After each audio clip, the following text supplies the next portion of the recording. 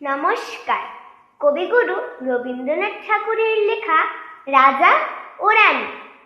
এক যে ছিল রাজা, সেদিন আমায় দিল সাজা। ভোরের রাতে উঠে আমি গিয়েছিলাম ছুটে, দেখতে ডালিম গাছে বনের পিরফু কেমন নাচে।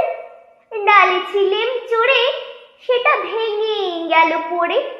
সেদিন হলো মানা আমার পেয়ারা পেরে আনা, রথ দেখতে যাওয়া, আমার চিড়ের পুলি খাওয়া। কে দিল সেই সাজা? জানো কে ছিল সেই রাজা?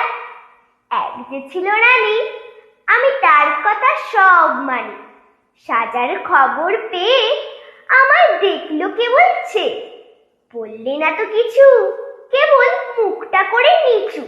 আপন ঘরে গিয়ে সেদিন রইল আগল দিয়ে, হলো না তার খাওয়া কিংবা রথ দেখতে যাওয়া।